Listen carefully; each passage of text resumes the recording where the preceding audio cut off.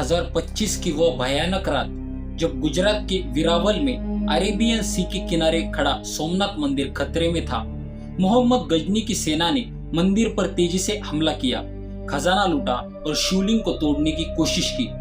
अल बरूनी की किताब तारीख ए हिंद के मुताबिक उस समय मंदिर में हजारों भक्त थे और मोहम्मद गजनी ने सभी भक्तों को बेरहमी से मार डाला। वह रात इतनी भयावह थी कि पत्थर भी चीख रहे थे, लेकिन यह सिर्फ एक शुरुआत थी। सोमनाथ मंदिर बार बार टूटा, लेकिन हर बार फिर से खड़ा हुआ, जैसे कोई दिव्य शक्ति इसकी रक्षा करती हो। क्या यह सिर्फ एक मंदिर है या इसमें कोई ऐसी ताकत छुपी है जो समय और तूफान दोनों को हरा देती है? क्यों सोमनाथ को भारत की आत्मा कहा जाता है और कैसे यह हजारों साल पुराना शिवलिंग आज भी अपनी चमक बरकरार रखता है? सोमनाथ मंदिर, जो भगवान शिव के 12 ज्योतिर्लिंगों में से पहला माना जाता है, सिर्फ एक तीर्थ स्थल नहीं बल्कि रहस्यों का एक बड़ा खजाना है। कहते हैं यहाँ का शिवलिंग कभी हवा में तैरता था। क्या यह पुराने भारत की इंजीनियरिंग का अद्भुत नमूना था या कोई दिव्य शक्ति का राज? और वह शम्यंतक मणि जो महाभारत के मुताबिक भगवान कृष्ण से जुड़ी थी, क्या वह आज भी मंदिर के गर्भगृह में कहीं छुपी है? 2020 में जब IIT गांधीनगर के पुरातत्व विशेषज्ञों ने मंदिर के नीचे खुदाई की तो एक 3 मंजिला इमारत का पता चला। एक ऐसा ढांचा जो शायद हजारों साल पुराना है। यह किसका रहस्य है? क्या यह रावण के समय का है या कोई और पुराना सीक्रेट? और वह बांध स्तंभ जो 6ठी सदी के शिलालेख के साथ कहता है कि यहाँ से अंटार्कटिका तक कोई जमीन नहीं आती। यह बात आज आधुनिक विज्ञान भी मानता है, लेकिन उस समय के लोगों को यह ज्ञान कैसे मिला जब न सैटेलाइट थे न ही नक्शे? सोमनाथ की कहानी सिर्फ हमलों और तूफान की नहीं बल्कि पौराणिक कथाओं से भी जुड़ी है। स्कंद पुराण कहता है कि यह मंदिर चंद्रदेव ने बनाया जब उन्होंने दक्ष के श्राप से मुक्त पाने के लिए जहाँ शिव जी की तपस्या की। यह वह स्थान है जहाँ त्रिवेणी संगम, कपिला, हिरण और सरस्वती नदियों का मिलन होता है। कहते हैं सतयुग में चंद्रदेव ने इसे सोने से बनाया, त्रेता युग में रावण ने चांदी से और द्वापर युग में भगवान कृष्ण ने चंदन की लकड़ी से। लेकिन क्या यह सिर्फ कथाएं हैं या इनमें से कोई सच्चाई छुपी है? और अगर यह सच है तो वह सोने चांदी के मंदिर कहाँ गए? और दोस्तों, सोमनाथ के आसपास बहती गोमती नदी का एक अजीब रहस्य है। हर रोज सुबह इसका पानी बढ़ता है और रात को घट जाता है। वैज्ञानिक इसे समझ नहीं पाए, लेकिन स्थानीय लोग कहते हैं यह शिव की माया है और वह अरेबियन सी जो हजारों साल से मंदिर के पास बहता है, उसने कभी इसे नुकसान नहीं पहुंचाया। कई तूफान आए, समुद्र के उफनते पानी ने दुनिया के कई हिस्सों को तबाह किया, लेकिन सोमनाथ अपनी जगह पर अडिग रहा। क्या यह सिर्फ संयोग है या प्रकृति खुद इस मंदिर की रक्षा करती है? यह मंदिर सिर्फ एक धार्मिक स्थल नहीं बल्कि भारत के उस सनातन जीवन का प्रतीक है जो हर संकट के बाद फिर से उभरता है। कहते हैं इस मंदिर पर 17 बार हमले हुए, लेकिन हर बार यह और भी शानदार रूप से उभरा। क्या इसकी नींव में कोई ऐसा मंत्र छुपा है जो इसे अमर बनाता है? और आज भी हर साल लाखों भक्त यहाँ अपनी मनोकामना लेकर आते हैं और कहते हैं कि सोमनाथ के दर्शन से हर पाप धुल जाते हैं। तो दोस्तों, क्या आप तैयार हैं इस रहस्यमय यात्रा के लिए? यह कहानी सिर्फ एक मंदिर की नहीं बल्कि उस आस्था की है जो हजारों साल से चलती आ रही है। इस सफर में हम खोलेंगे सोमनाथ के वह राज जो आपके होश उड़ा देंगे। क्या यह मंदिर सच में चंद्रदेव ने बनाया? क्या सम्मंतक मणि आज भी यहाँ है? बांध स्तंभ का यह ज्ञान कैसे मिला? और वह 3 मंजिला इमारत का राज क्या है? तो बने रहिए हमारे साथ और कमेंट में हर हर महादेव जरूर लिखिए। उससे पहले दोस्तों, मैं अथर्व तिवारी आप सभी के सामने पुनः एक बार उपस्थित हूँ एक और नई कहानी लेकर। तो चलिए शुरू करते हैं।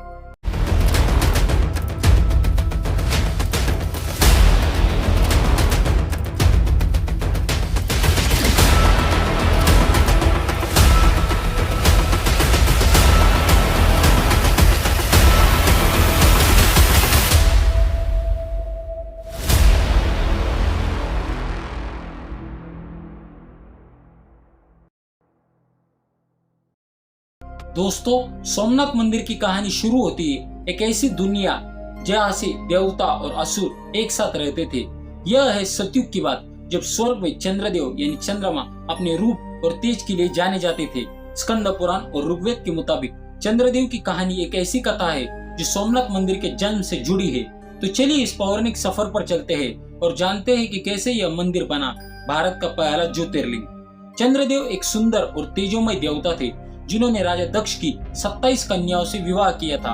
इनमें से एक थी रोहिणी, जो अपने रूप और मनमोहक स्वभाव के लिए सबसे अलग थी। चंद्रदेव का दिल रोहिणी पे ऐसे लगा कि वो अपने ज्यादातर समय उसी के साथ बिताने लगी। बाकी 26 कन्याओं को यह बात बिल्कुल पसंद नहीं आई। उन्होंने अपनी दुख की बात अपने पिता दक्ष के सामने रखी। दक्ष को यह सुनकर गुस्सा आया और उन्होंने चंद्रदेव को एक भयानक श्राप दे दिया। कहते हैं कि दक्ष का श्राप इतना प्रचंड था कि चंद्र का तेज और रूप धीरे धीरे खत्म होने लगा। उनका शरीर कमजोर होने लगा और उनका सुंदर चेहरा मुरझा गया। क्या यह श्राप चंद्रदेव को हमेशा के लिए खत्म कर देता, या कोई ऐसी शक्ति थी जो उन्हें बचा सकती थी? बिल्कुल बेबस और दुख में डूबे चंद्रदेव ने देवताओं के देवता ब्रह्मा जी से मदद मांगी। ब्रह्मा जी ने उन्हें एक रास्ता दिखाया। जाओ धरती पर प्रभास, पाटन की उस पवित्र स्थल पर जाओ जहाँ त्रिवेणी संगम है। वह भगवान शिव की तपस्या करो।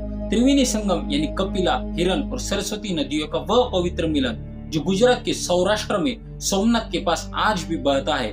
कहते हैं यह संगम न सिर्फ धार्मिक रूप से पवित्र है बल्कि इसका जियोग्राफिकल महत्व भी है, क्योंकि यह 3 नदियों का पानी यहाँ एक साथ मिलता है और यह स्थान आस्था का केंद्र बना। लेकिन सवाल यह है कि क्या चंद्रदेव की तपस्या सच में शिवजी को खुश कर पाई? चंद्रदेव ने प्रभास पाटन में एक शिवलिंग स्थापित किया और दिन रात कठिन तपस्या शुरू की। उनकी भक्ति इतनी गहरी थी कि खुद भगवान शिव उनके सामने प्रकट हुए। शिवजी ने चंद्रदेव से कहा, तुम्हारी भक्ति ने मुझे प्रसन्न किया है, मैं तुम्हें एक दक्ष के श्राप से मुक्ति दूंगा। लेकिन दक्ष का श्राप इतना मजबूत था कि पूरी तरह खत्म नहीं हो सकता था। तो शिवजी ने एक वरदान दिया, तुम्हारा तेज हर महीने 15 दिन तक घटता रहेगा, लेकिन अगले 15 दिन में फिर से संपूर्ण हो जाएगा। इसी वजह से आज भी हम चंद्रमा को शुक्ल पक्ष में बढ़ते और कृष्ण पक्ष में घटते देखते हैं। लेकिन यह कथा यही नहीं रखती। चंद्रदेव ने शिवजी से एक और वरदान मांगा, प्रभु आप इस शिवलिंग में हमेशा के लिए विराजमान रहिए। शिवजी ने यह वरदान भी स्वीकार किया और तब से यह शिवलिंग सोमनाथ के नाम से जाना जाता है। सोम के नाथ यानी कि चंद्र के भगवान। लेकिन दोस्तों, सोमनाथ की पौराणिक कथा इससे भी गहरी है। स्कंद पुराण के मुताबिक यह मंदिर सिर्फ एक बार नहीं बल्कि हर युग में अलग अलग रूप में बना। सतयुग में चंद्रदेव ने इसे सोने से बनाया।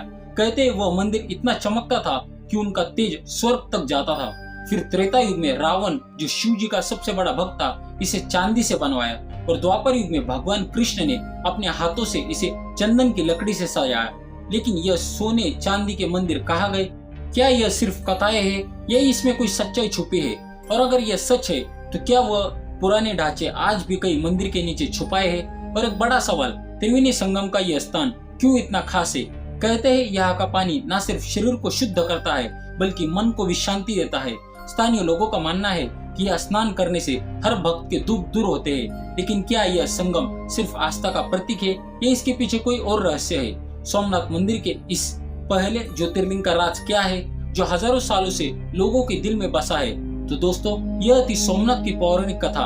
अगर आपको यह वीडियो पसंद आया हो तो वीडियो को लाइक कीजिए, हमारे चैनल को सब्सक्राइब कीजिए और ज्यादा से ज्यादा शेयर अवश्य कीजिए। मिलेंगे अगली बार एक नई खास वीडियो के साथ। तब तक के लिए जय हिंद, वंदे मातरम।